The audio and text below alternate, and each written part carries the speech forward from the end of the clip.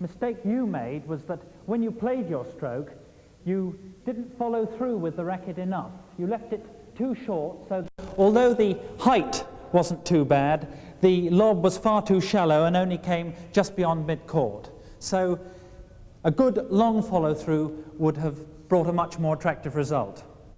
Let's go through the movement for you again in stages.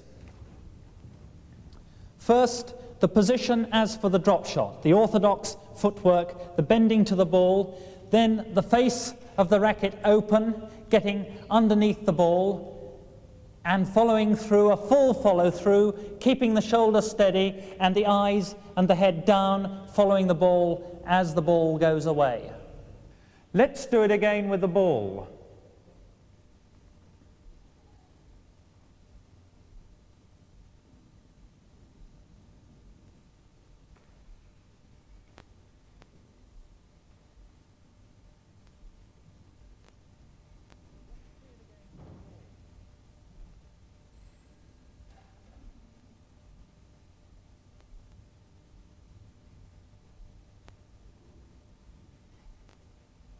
And it's the same on the backhand side.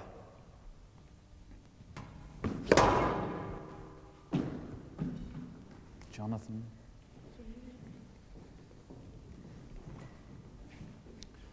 Jonathan, perhaps you could do a cross-court lob from the forehand front corner for me. Yes, that was excellent, but you must remember when you're doing the cross-court lob that you will inevitably, as you swing your shoulder round, you must keep your shoulder steady. Instead of pulling your shoulder too much round, keep it steady so that you are on a line with your feet pointing to the corners. And Henry, would you try one down the wall?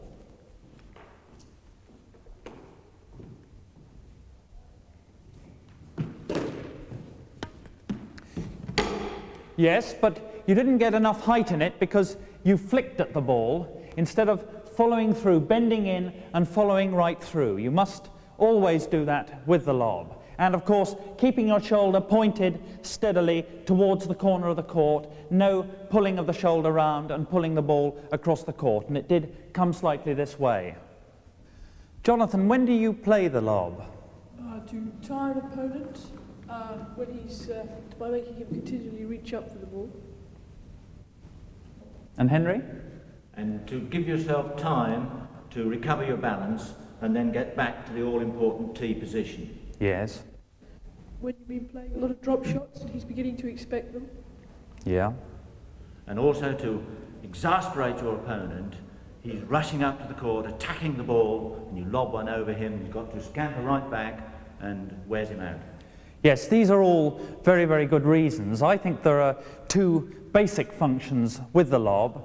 The first is when you're driven into a defensive position to restore a form of equality, to get a tactical advantage, to play a high lob so that you can get back to the tee position and force the opponent away from his advantage. And also, when you do have your type of opponent, Henry, who's trying to hustle you, he's trying to knock you off your game, if you play good lobs, that tends to slow the tempo and rhythm of the game and settles you down and tends to irritate him.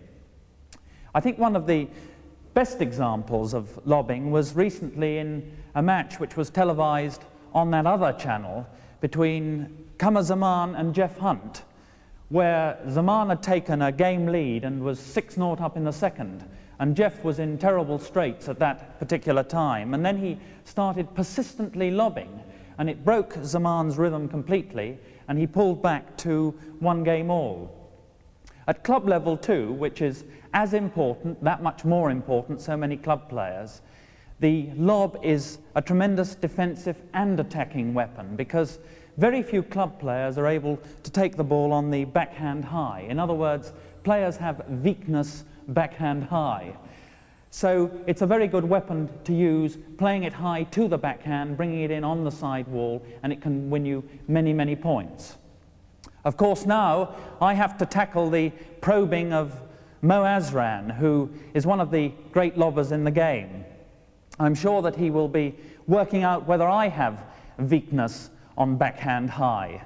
So over to our match commentator and his gentlemanly insults, John Griffiths, for the last time. This is the last in our series of exhibition matches by the players who've been illustrating playing squash Jonah's way. Tonight's protagonists are Jonah Barrington himself and that rising young Egyptian star, Mohammed Azran, a master of ball control like so many of the Egyptians, and having a particularly devastating lob. It'll be interesting to see how Barrington copes with this particular form of deadly defence. And our referee for the match is, as usual, Ian Wright. Time. This is a time match between Jonah Barrington and Mo Azran. The winner will be the player with the most points at the end of the time period. Azran to serve from the right court, a love all. Halt. The ball was below the middle line on the front wall there, but Barrington opted to take it, as he has the right to do.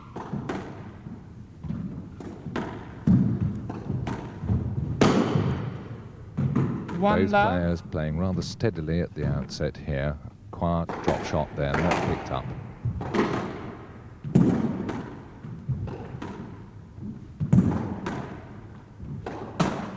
Not up, hand Rather out, careless love shot one. by Azran into the tin there. Good deep service by Barrington. And Barrington giving Azran a bit of his own speciality, the lob there.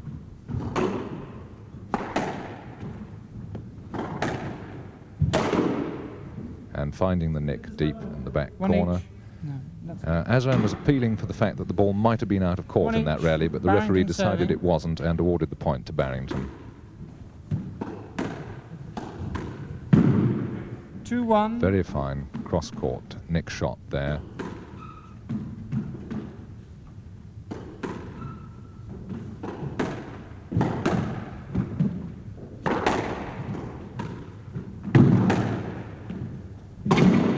Very good length shot by Azran there, giving him the service again.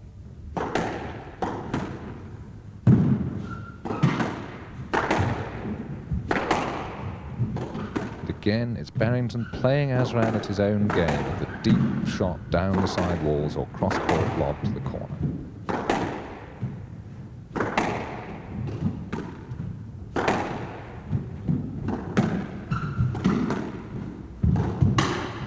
Azran trying to change the direction of play there, keeping the ball tight and finding Barrington with too close a clear.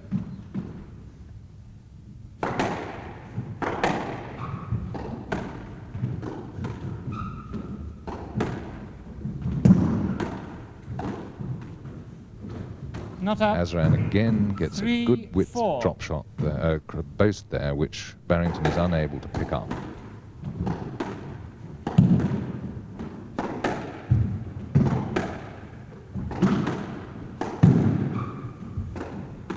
Both players playing the game at a fairly steady pace, relying on length and directional touch to get their points. Very good retrieval by Barrington there. Deep drive.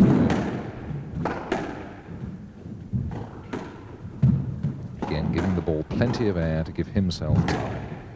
As we're putting it deep down the sidewall for the same reason, and coming off with a beautiful volley kill to finish the rally and draw level at 4-all.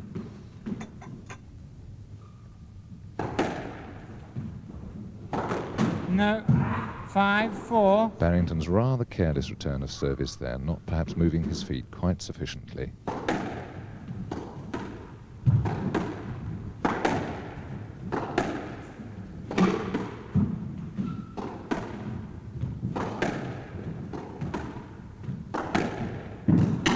Azran patiently plugging away down this side.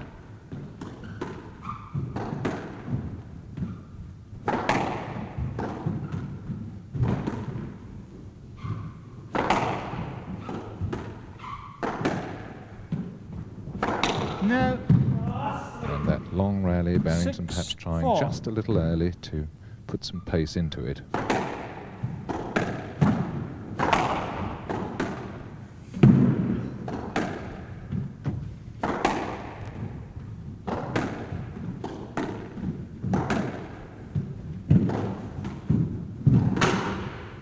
There's a typical Asran lob, deep to that backhand corner, but Barrington And did out, well to 4-6. find the nick with his return and regain the service.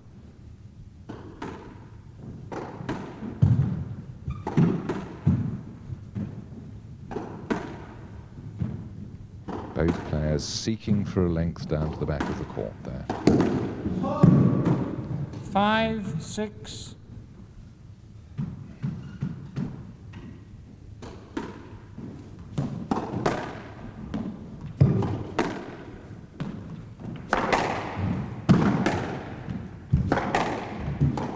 Not up. And out 6-5. Asran serving.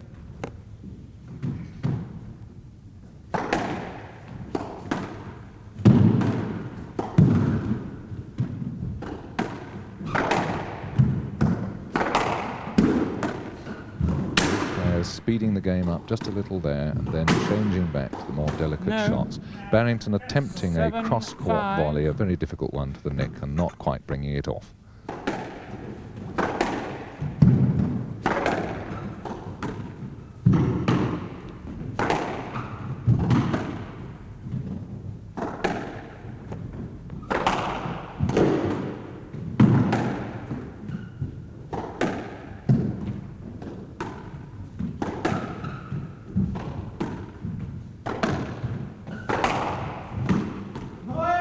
Barrington getting a very fine 5-7. drop shot from well into the back half of the court there to regain the service again.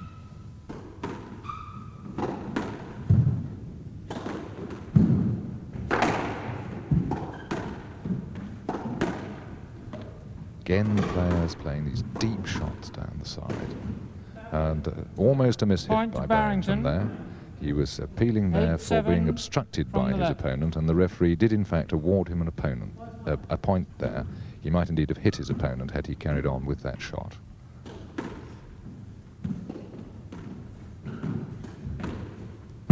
Nine, 7. Barrington serving.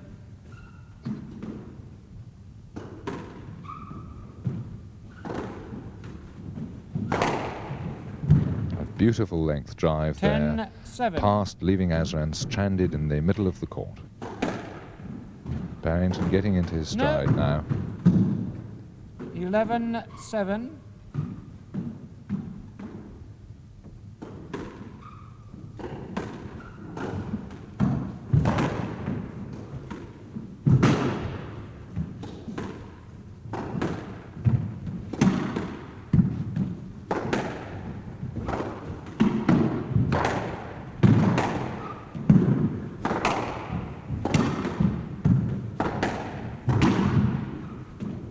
Point to Asran. That time and Asran out, claimed the 7-11. penalty point because he couldn't play his stroke. Barrington was in the way and was awarded it.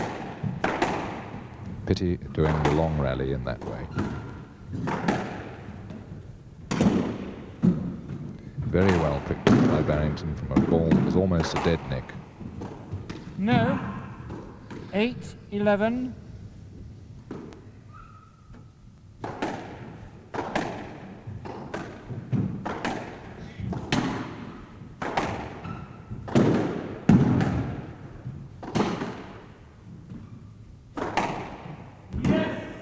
And out. Again, a lovely 11-8. cross-court drive by Barrington, finding the nick on the side wall.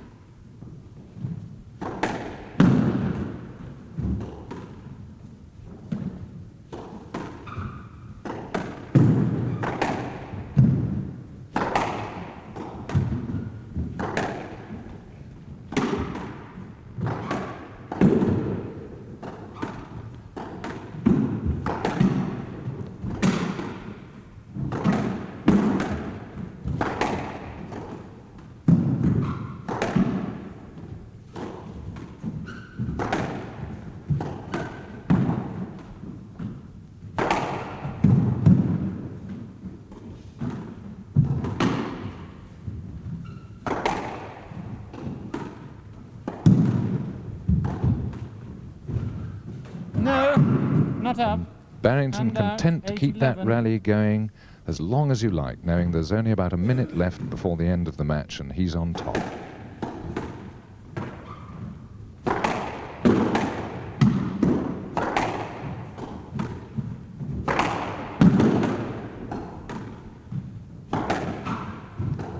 Asran's got to go for his winners now if he's to be in this match. Let ball. He's played a let there. The referee's opinion was that he would not have obtained a point had the stroke been played, so the point is played again.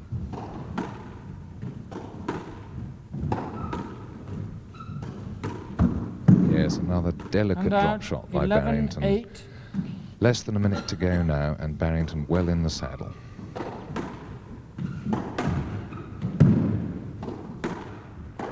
No. And out. 8-11. Asran serving.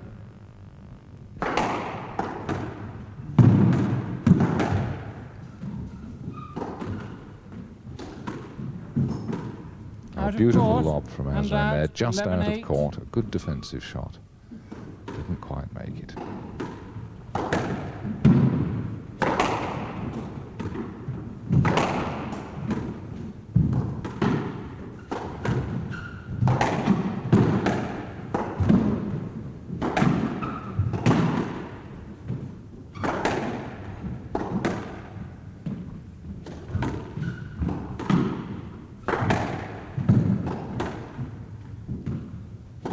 No. And And out. 8-11. 1 minute. it,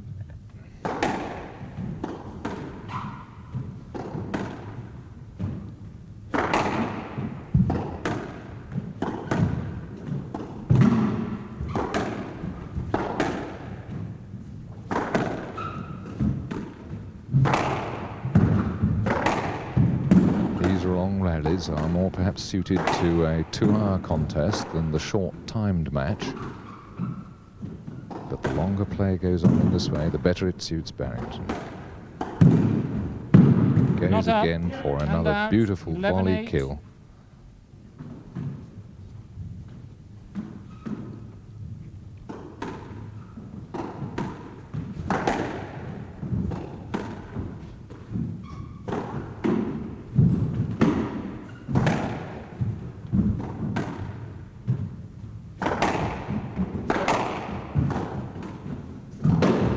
Asran giving himself time with that lob to recover from being out of position there.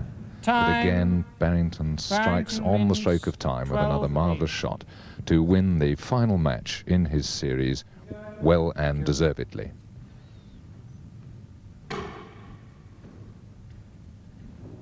I'm sure you appreciated from that game just how important is the lob shot, and the practice for the lob is similar to the drop. One player drives gently for the back corner. The second player boasts hard and low. The first lobs to either back corner, and the second player tries to volley the lob or boast it. Repeat again and again. Try that half a dozen times and then swap roles. I hope this series of programs with my friends here will help you to play and enjoy better squash. To make good use of the knock-up,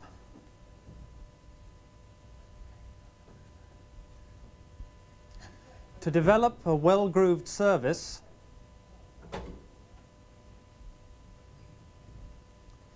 to take the initiative with the volley,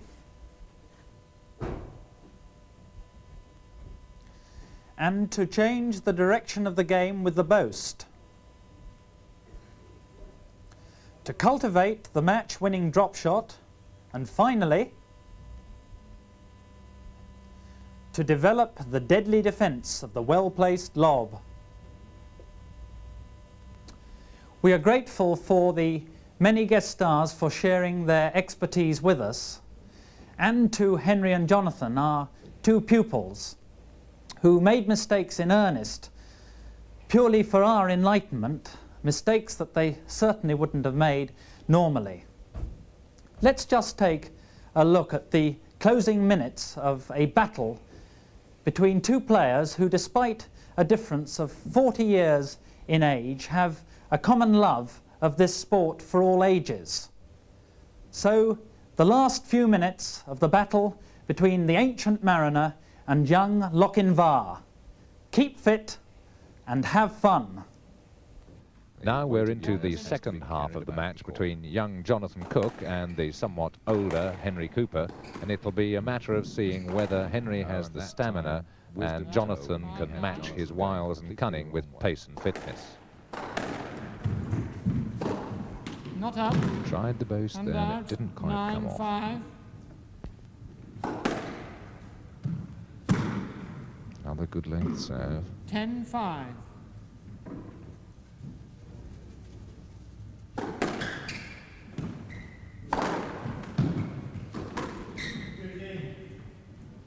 A very nice reverse angle there by Jonathan, who's playing well.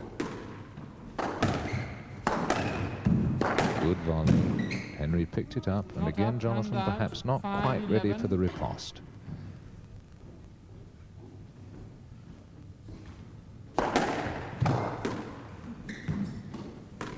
Again, nice drop 6, shot, 11. finding Jonathan out of position. 7-11.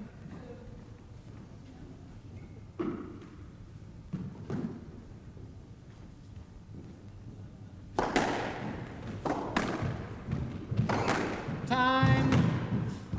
Well, on that occasion, Cook Henry wins wasn't quite able 11-7. to overcome the handicap of 40 years difference between him and his young competitor. But with that victory for Jonathan Cook, it's goodbye from us all here at the Chelmsford Squash Club.